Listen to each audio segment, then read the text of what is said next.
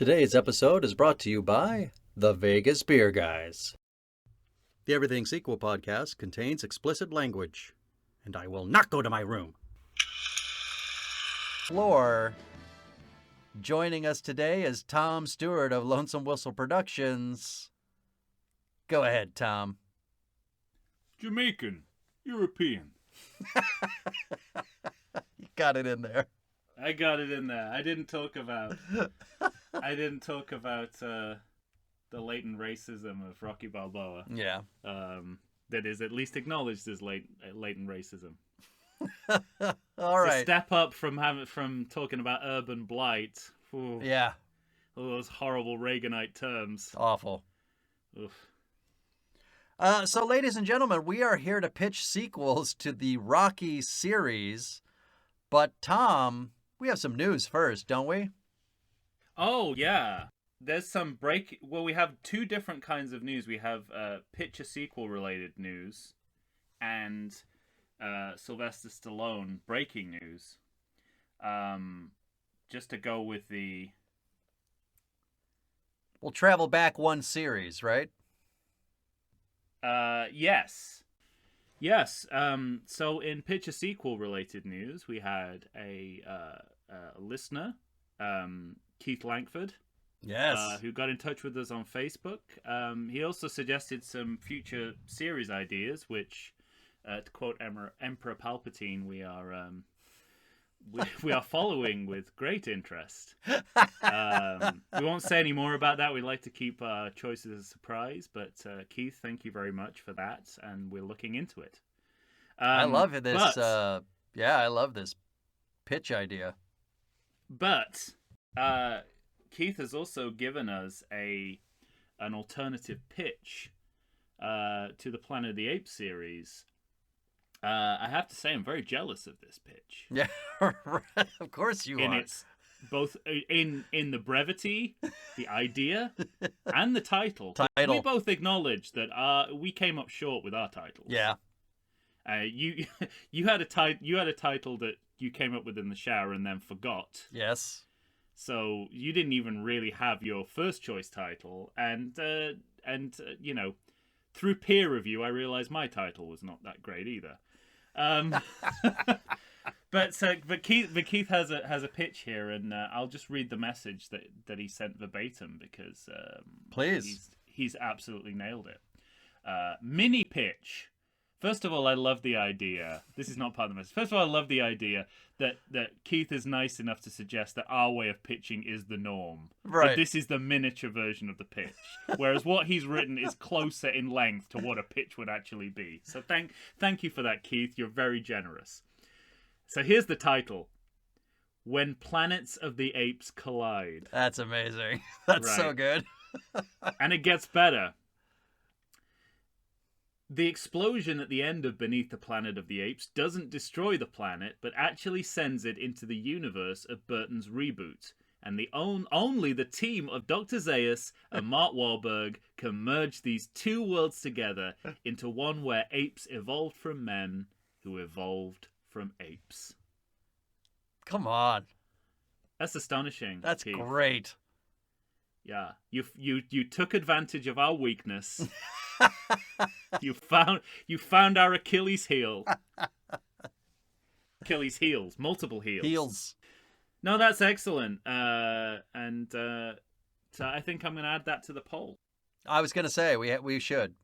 That episode just came out, so look out for that, and we'll credit Keith there. And if you have alternate pitches, clearly the listeners have better ideas than we do sometimes. And we'll read them on air.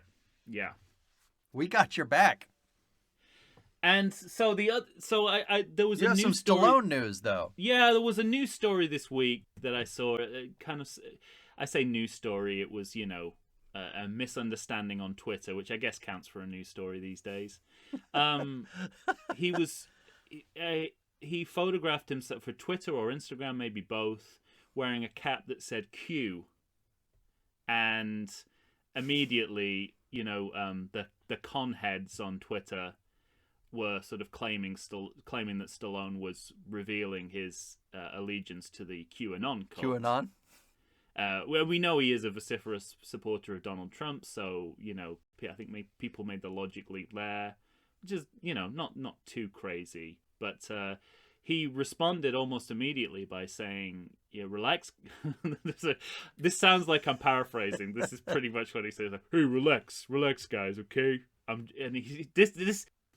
You don't know the story, right? No? You don't know what the punchline. You don't know the punchline that's coming, not. And it's not a punchline. It's a punchline for us, not for him. Okay.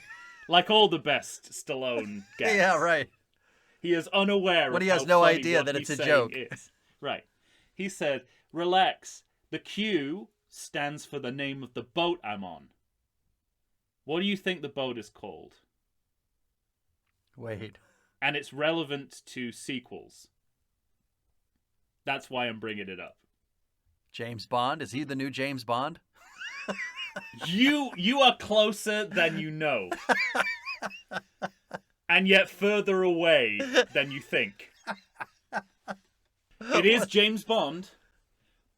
He was said, I am on a boat called Quantum of Solace. Oh my God. What? First, I have so many questions. My first is, why the fuck would anyone name a boat Quantum of Solace? Wow. Second of all, why is he on it? Third of all, why is he wearing a cap? Why does this boat Q, have which hats? is one word of that title. Oh, mercy. But I couldn't not mention that because he's... That's great. First of all, a QAnon conspiracy theory about Stallone is worth mentioning on any episode. Always. The fact that it ended up being that he was on a boat called Quantum of Solace, the James Bond sequel. That's amazing. I couldn't resist it. Well, but no, that's not getting past you. Who are we kidding? What are you talking about? But it's one of those stories, that you read and then you turn off your phone and realize, oh, that made no sense. That was nothing but questions. Wait a second. Did I take a hallucinogen? What's going on? In the back of my mind, I was like, oh, maybe, is Stallone... Is that like his favorite Bond movie? I don't know. It's perfectly possible, right? It shouldn't be, but it should not be. No. But, that's but great. Do I put it past Stallone? No, I don't. No. Can't put anything past that man, as we have discovered many times over. Yeah. All right. Well, Tom, we're here to pitch a sequel to the Rocky series. I gotta ask you. I don't even know where to start. Well, let's he start already with did this. everything. Let's start with this. This is an absolutely impossible task. It can't be done. He's They done already everything you could do. They already pitched a sequel to Rocky. It's called Rocky Balboa. Yeah. And then they did it again. It's called Creed. And then they did it again. It's called Creed 2. Exactly.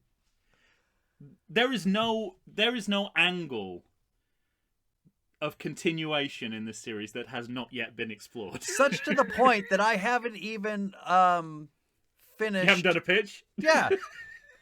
I've got 2 ideas. They're both Okay. unfinished. And I had no choice but to go to the absurd. Okay. Well, it's really interesting because Actually, I think in the middle of I started coming up with a third idea, which is even more ridiculous than the other 2, but Keith, this may be once again your time to we shine. might need your help.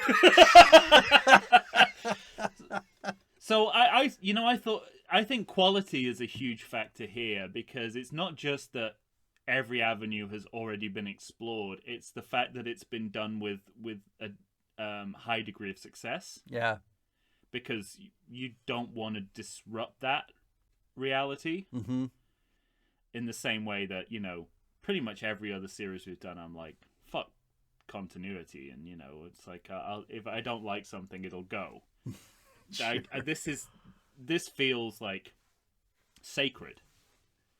It would feel like blasphemy to try and undo either Creed or Rocky Balboa.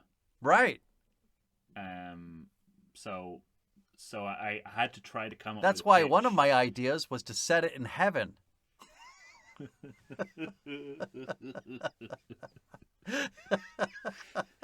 And she's buying a Stallone to heaven.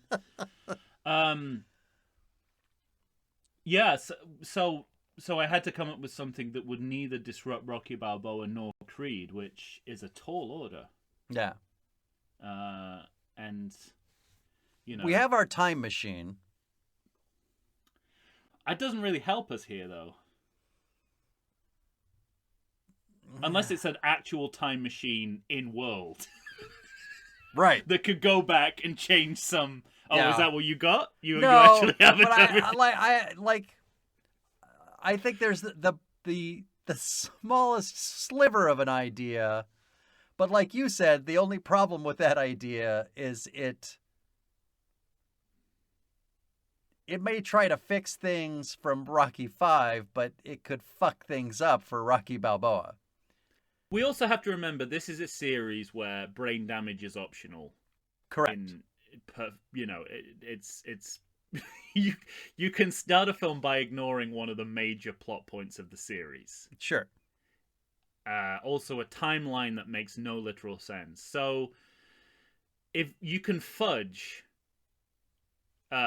you can dramatically fudge, but that's about as far as you can go. Or, set it in heaven.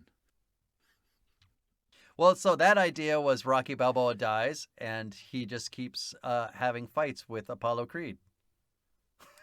Is that it? Pretty much.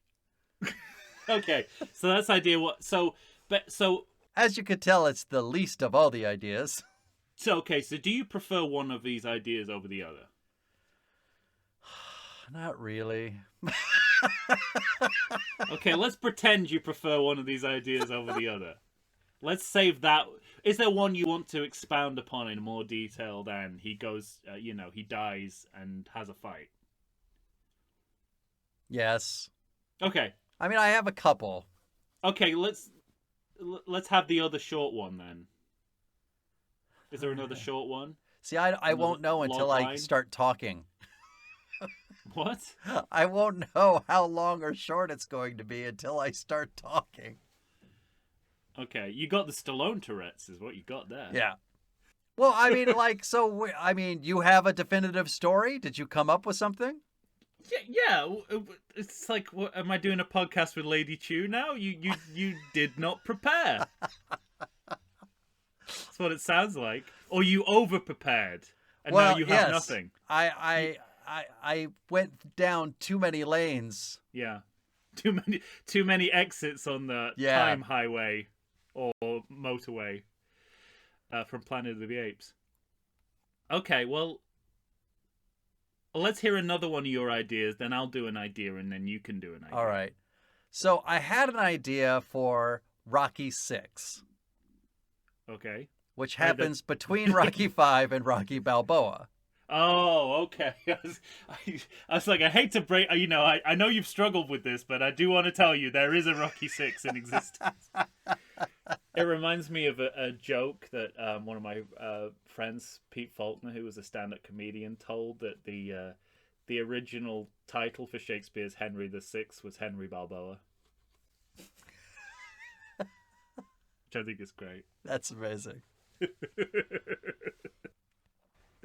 Carry on. Well, the idea for Rocky VI is just we're going to take Rocky V and make a boxing movie out of it.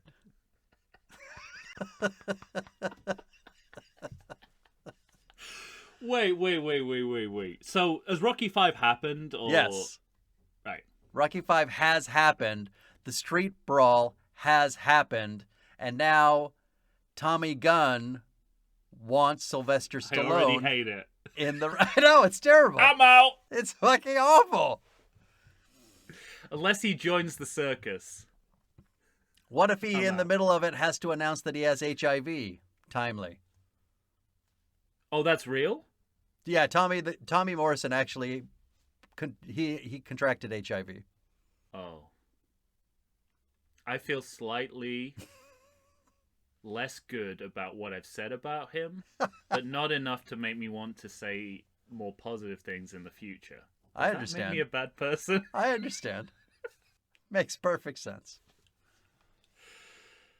Okay, well, but HIV isn't part of your story. No, then. no, it wasn't. Okay. It wasn't. It was more, when I watched Rocky V, I kept having these thoughts of, like, if John G. Avildsen wasn't John G. Avildsen, and if the movie wasn't 90 minutes... Oh, no, wait, that one goes up to an hour and 45. I was gonna say, yeah, that's not a problem that movie has. I don't know. There was just something within Rocky V where I thought... See, but the problem is, Rocky V goes too quickly within a narrative timeline where this guy has like 22 fights, which would be like 10 years of his life. That seems to happen for him in 6 months. It does. No, that doesn't seem. It does. Yeah. They do that Christmas scene, which means it does. Yeah, you're right. You're right. So you're right. So it's all within a year, right? Because he fights on. Oh my god. No, I fucking hate that movie. So terrible. There are like Bugs Bunny cartoons with more like coherent timelines than than that movie. What that movie needed. So was... where would you put the boxing in? That's what I want to know. I think. So in this movie, it would be. It would kind of mirror Rocky II, where Tommy Gunn is in the press haranguing Rocky Balboa, and Rocky has to come to terms with what it is he wants in his life. And he wants to provide for his family. So he's going to go to his wife and son and ask permission to train for this one last fight to try and get a big payday. Yeah. And that's the crux of that movie, basically. And it so puts... it's Rocky V Part 2. Yeah, basically. Well, I mean, that's what he was trying to do with Rocky Balboa, so why not? Sure. Interesting. To me, like, that was the... having to acknowledge that Rocky V happened and having to contend with Rocky Balboa existing, that was my first idea. Yeah. And I've done something similar. Yeah. I wrestled with the idea of having a new foe just so that I could leave Rocky V in the dust. But to build another foe out of conjuring another foe, like, how would that look? Why would that come about? He's retired. He doesn't, it's like you almost need Tommy Morrison to still be there. Although I guess for the guys, that's why you needed the ESPN computer simulation. Yeah, right, exactly. That's why it was actually the smartest movie he could make. But if the idea is that he just needs a payday and he'd like to try to provide for his family, I guess it doesn't matter who he fights. There you go. So it could be somebody new. But that was the initial idea for Rocky VI, in between Rocky V and Rocky Balboa. Okay. Rocky Bow. Right? Rocky Boa. Rocky Boa. Okay. So you want to hear mine? I sure do. Okay. You've already you'll get notes of the same flavor of what you just talked about. So my pitch is called Rocky Balboa II. Okay. It go on. It begins, as I believe is compulsory, where the last movie ends, where Rocky Balboa concludes. Oh, yeah, Which you're going to is- see that street fight again in Rocky 6. Make no mistake. It doesn't sound like there's enough movie to sort of not have it Yeah. in its entirety. Got to start off with 12 minutes. We should do what Stallone did in the director's cut of Rocky 4 and start in Rocky 3, There you go. but just play out the whole thing in real time. Anyway, so Rocky Balboa II. It's we see the end of the fight again, but we also Which fight? Sorry. the Mason-Dixon fight. Okay. But a la Rocky 4, the beginning of Rocky 4, we also see whatever the last scene of the previous movie was, whether it's a part of the fight or not. Right. And here we go to Adrian's grave. Oh, I thought we were going to go to the steps with the kids and the... No. No. So we're back to the grave. He puts the rose on his wife's grave. He goes into soft focus and disappears. He then reappears. Heaven. No. He then reappears. But this time, his son reappears with him. And they go for a run. They continue the training. So Rocky and his son are running. As they run, as I also believe is compulsory, we begin a montage.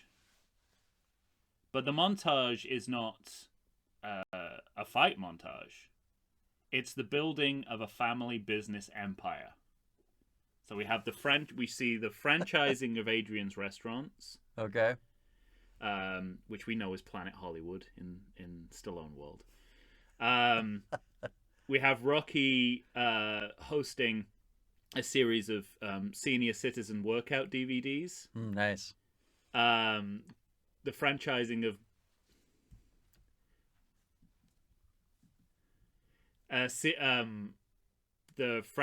of Golden Gloves gyms across America. Paulie started an online gambling business. That's amazing. And this is being overseen by Rocky Jr. as the CEO of Balboa Incorporated. See, for a second, I was worried that Rocky Jr.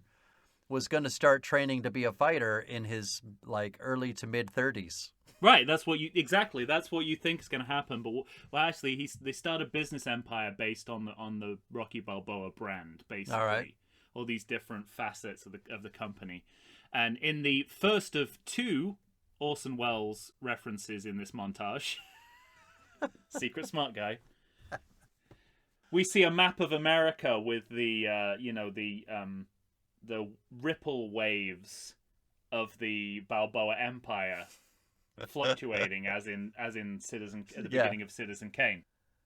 So that takes about 1 year. We're very specific about the date. We have to see a calendar, we will. Okay, we're not getting lost in the timeline again. Very good. 1 year has passed. So we move into the second year of this montage. And now Balboa Incorporated has gone international. So basically we've seen the franchising of Adrian's restaurant across America. There's Rocky impersonators in every restaurant with that performance jacket telling Rocky stories to diners. But now we're doing it on an international scale. So there's one in India, in Africa, and Sweden. We get cut-ins of Rocky himself posing with the impersonators and doing the punch pose and all that sort of stuff. Golden Gloves Gym goes international. Paulie's business has got call centers all around the world. And now we start to a la Rocky 3, where we started to see Clubber Lang his rise as a fighter. We're seeing the same with Mason Dixon, which is that basically after the the hard lesson he learned in that fight with Rocky. He's taking boxing more seriously than ever, and he is like, he is champion in the of best champions. shape. He is the best shape of his or any other boxer's life. He's beating people, beating challengers left and right. He's in the physical prime, and we see that sort of happen as it goes on, as the montage goes on, and then the montage ends with, but we sort of see it.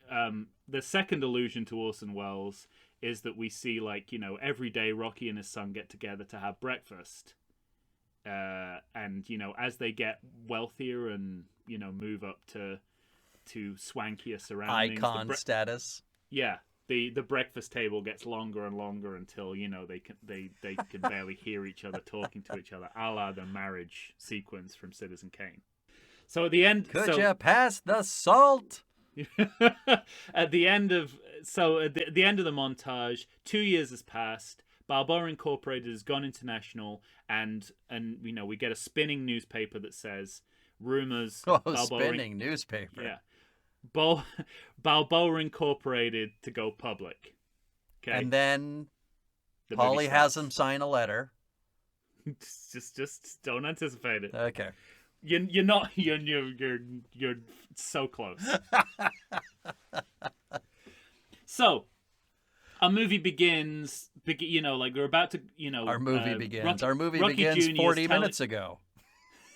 So Rocky Jr. is about to tell his dad that, we're going to take the business public. And he says, what does that mean? He's like, yeah, that's great. I love the public, that kind of stuff. And he says, and you squared it all with Paulie's investors? And Rocky Jr. like, what do you mean Paulie's investors? So, those investors that Paulie brought to the table when we were starting out. And he's like, I don't know anything about this. It's like, there was the guys that you vouched for. Some like, CEO. Yeah, same guys. And he's he's sort of like, well, he said, well, these guys are good. They're like legitimate businessmen. And Rocky Jr. says, do they go around calling themselves legitimate businessmen? Like, yeah. It's like, they're not legitimate businessmen. So basically, Paulie has, like, founded his side of the business on gangster money. Great. And so they can't go public or this will be exposed. So they're in a bind there. Please tell me, by the way, the tagline of this movie is the fight of his life. Could be. I'm very excited. So Rocky says, I'll go talk to Paulie. I'll try and figure this out. He leaves and he is immediately kidnapped. Bounded into a car by a mysterious stranger, driven away. Clubber Lang. So and then he's taken to an alleyway halfway across town. He's bundled out of the car. He's like, it's like normally I'd fight back, but you're like you're pretty nice for a carjacker, so And he gets out. It's one of Mason Dixon's security. Okay. He wants to have a secret meeting with Rocky, and he said, probably could have just asked.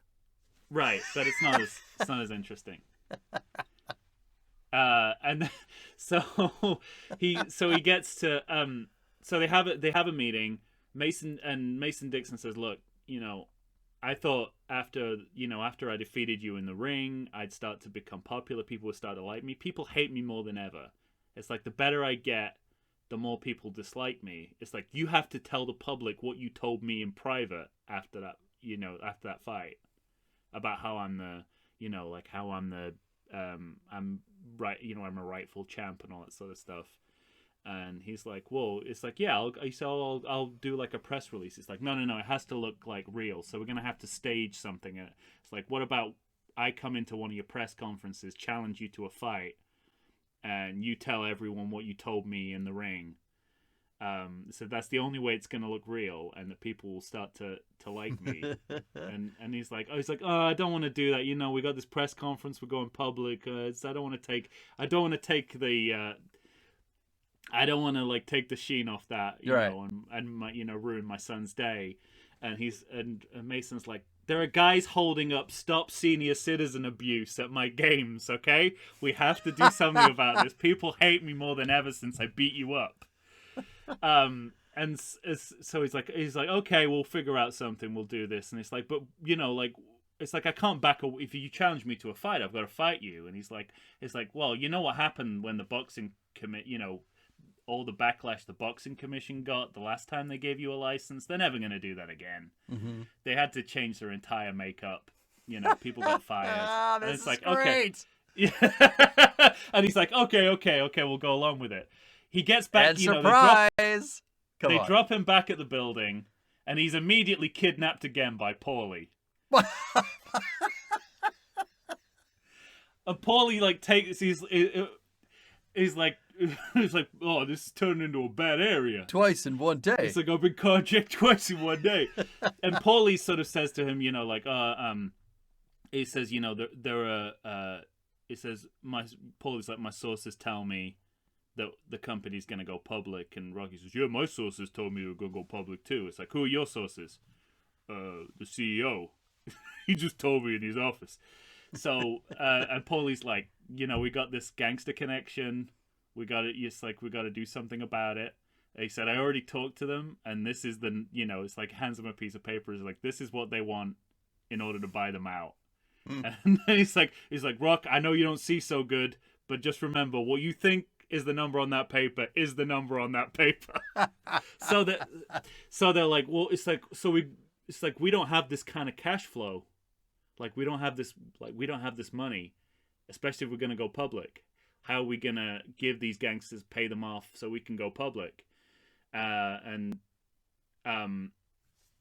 So then they have the stage press conference where he's like challenged to the fight. So Paulie's like, why don't you just use the money that you get from that rematch that Mason charged you to? It's like, oh, it's just a fake setup. No self-respecting boxing commission is ever going to give me a license. Spinning newspaper. Washington Duke becomes boxing commissioner. So Richard Gant is now in the top job of the boxing commission. Oh, and he, great. He makes this speech saying, as Martin Luther King said, everyone is entitled to be free. And if this man wants to box, we'll let him box. So he gets the license, and they realize that this is the only way he can get money to let the company go public and get rid of all this kind of gangster money in the business. Love it. So he has to train for this fight. He goes back. Duke, like the other Duke, is his trainer, and he's like, I don't know what to tell you that I didn't tell you last time. He said, I guess the only you thing could drink more raw eggs this time. Yeah, he said don't even worry about fighting. Like it's all about going as long as you can. Yeah.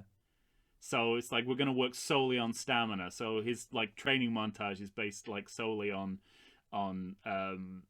complete punched a lot. stamina. So anyway, we get to the fight, but before the fight, Rocky Jr. approaches Mason Dixon, says, "Look, I got a proposition for you. I know you want to change your image, and I think this is the best way to do it." They get to the fight. He manages a couple of rounds, but basically the fight's over almost as soon as it begins. But that's not where the movie ends. It's a spectacular failure. There's no other way. But after the match is over, Mason Dixon says, "Look, I'm donating my fee for this match to the people of Philadelphia. They made this man what he is, and they deserve to get something back for it." Nice. And it's like, Rocky, you gonna do the same? And Rock's like, what are you doing, man? You're making me look bad. I can't do. I got these gangsters on my back, and it's like, turns out Rocky Jr.'s paid off. Like he's managed to make the gangsters back off. Okay, that he's found a way to get around that problem, and by betting against his father. Huge bet. That's good. But Rocky Jr. comes into the ring and he says, "We've donated the business to the people of Philadelphia. Instead of going public, we're going to make the people of Philadelphia the shareholders." Nice. And so they're basically the business is done. we go back to Adrian's grave where they're meeting the morning after all this has gone down, and Rocky says to his son, "It said, it's like it's good what happened to the business and all, but I hope we're not gonna lose a connection. It's like because we're not working together anymore." It's Pop will be fine, and we see Rocky Jr. walk away, and as he walks away in the distance, he disappears. Jesus, and that's Christ. how we. And that's because. So that's how we get. I think you got still a little too much Planet of the Apes in your DNA right now. But that's how we get. When in Creed and Creed 2, he's still estranged from Rocky Jr. I got you. And that's how we get there because at the end of Rocky Balboa, they're in a good place, and what happens in this movie will put them in the place that they're in at the beginning of Creed, while eking out a second fight that doesn't disrupt things too much. Well done. You did your homework. I did my best. Yeah. I didn't ruin Creed. I didn't ruin Rocky Balboa. We have to not mention that they had an international business in the middle of all this, but right. That they were the biggest the biggest business in the world for like a year, but we've retconned worse. It's funny you say that because in my third idea, Mason the Dixon Line does make an appearance. Okay. I was going to call it Rocky Balboa World Tour. Okay. And you know what other movie has that title, right? Yes. But is it going to be Trolls 2 World Tour? Like your perfect title. Well, so this was this is more Tom Stewart everything soup. So in this movie, he is going on tour with Thunder Lips, Clubber Lang, and Ivan Drago. And they all those 80s bands that tour together now? Kind of, yeah.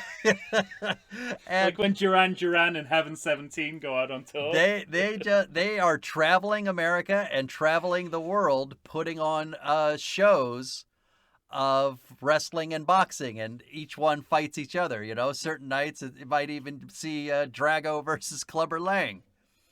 It's kind of like the tennis association now has those matches where 60-year-old tennis players get to play against each other. So it's like that. Yeah. But this starts becoming a huge hit. Like, people really like seeing old people in the ring wrestling and or boxing with each other. I also think it's just kind of funny that all these boxers have to at some point get in the ring with Thunder Lips. And you're also describing the movie The Expendables. Yeah, absolutely. Don't think that didn't play a part in my thinking process, because it did. And if you add in terrorism, you've basically got The Expendables, right? Well, what ends up happening is this ends up becoming kind of a huge hit. And the current champion, Mason the Dixon Line, is getting overshadowed yet again, and he doesn't like it. And so he blames Rocky Balboa, and he wants to challenge him to a rematch. And what's going to end up happening is Duke, Thunder Lips, Clubber, and Yvonne all help train Rocky for this last fight. Oh. So there's a bit of a Venn diagram between our two pictures. Yeah. I will be happy to add on the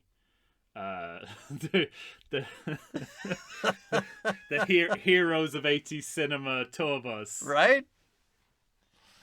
So yeah, that was I can just see that again. I'm thinking of The Simpsons and when they those ladies, the wives, take over the Peter franchise. Yeah, right. And they come popping out of that.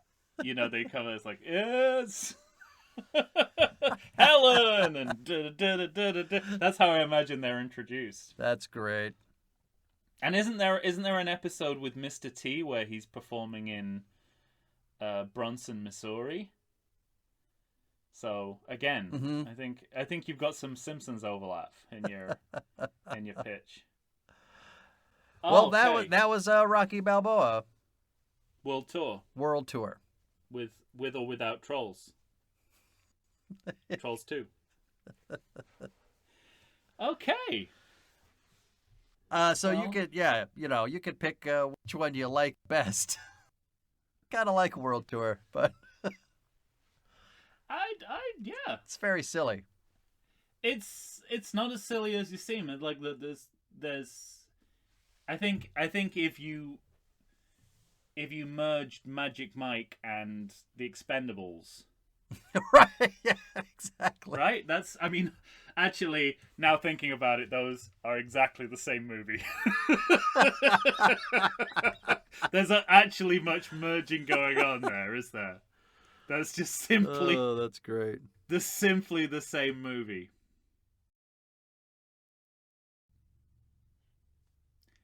Wow. Love it. Oh, yeah. Is that the entirety of your pitches? Yep. The question is, do you want me to add those logline pitches in? I don't know. I don't even remember one of them. You shouldn't.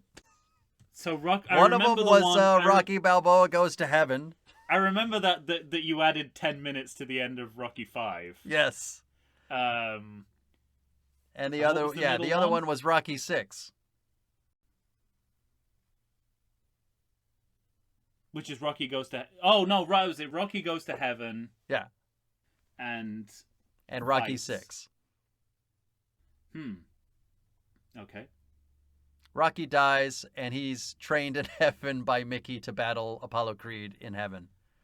They're Okay. putting on a fight for the angels. They're putting on... They're hitting... Okay, got it. So that was the first one. The second one was Rocky 6, an actual ring boxing match with Tommy Morrison. And then you have Rocky Balboa World Tour,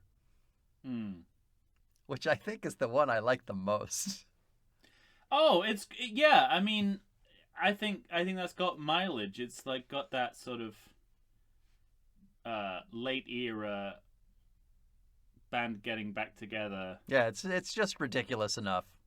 And it doesn't fuck with any of the other timelines or mess anything up.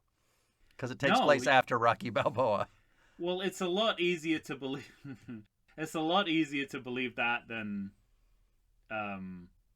that he became, Rupert Murdoch for 6 months, right? Yeah, That's but a much- I like that he's kidnapped twice when he doesn't need to be kidnapped at all. It's my favorite I just part. wanted. Yeah, I just. They both seem like the kind of guys who would kidnap him. But you have to admit that opening a car door and saying, "Could you get in, please? Mason Dixon would like to have a chat with you," would probably work Yeah, too. but he doesn't want anyone to know. And Paulie, I don't know why he kidnaps him, all right, but I like the image of it. that's great. Well, Well, Paulie's now. Yeah, I If mean, like, Keith Langford has something better, by all means, write into us. What do you mean if? I don't know. I like with the qualification that it absolutely should not be made and ruin one of my favorite film series. I quite like my pitch. I like yours too. And I like the bones of the Spice World thing Yeah. that you got going on. That's the one that I got the most excited about. Yeah. Also because that tour could happen in reality Right. any day now. Right? Absolutely. They could announce that any day now. Yeah. And it would make money. Hell yeah. All right. Well, ladies and gentlemen, you're going to have to tell us which one of these sequels you like better. And by all means, send in your pitch, because Sylvester Stallone left us with an almost impossible task, as you can tell. So if you have a better idea, you're going to have to let us know. Find us on Facebook, Instagram, or Twitter. Send us an email to everythingsequel@gmail.com. For Tom Stewart of Lonesome Whistle Productions, Michael Shantz here of the How Dare You Awards. Sign off for us, Tom. I must break you. There's a little bit of that trapped wind I was sound. going to say, you made him sound like a, you know that picture in Airplane 2 of Rocky Balboa? Yes. Kind of sounded like that Yeah, that's version more Creed 2 Dolph Lundgren. Yeah, for sure. exactly. All right, take care, everybody. I like to think I know something about beer, but nowadays even I get overwhelmed when confronted by the exhaustive selection of craft beers they have at bars, breweries, and even grocery stores. Back in the day you had one, maybe two craft beers to choose from, and if you were confused, you ordered a Guinness. But in beerstinations like San Diego, the craft beer options lately are in double, sometimes even triple digits. So what's a beer drinker to do? You need what I need, the Vegas Beer Guys. Your beer of choice should be a perfect blend of malt and hops. And so a live show about beer needs that same balance. And the Vegas Beer Guys matches beer expert Dan Aker with self-proclaimed beer novice Stephen J. Weiss. The results are eminently drinkable. They're on Facebook, they're on Instagram. They'll try new beers, they'll tell you about beers. Think of them as your beer Sherpas guiding you up a foamy-headed mountain to reach the peak of your pint. God, I need a beer.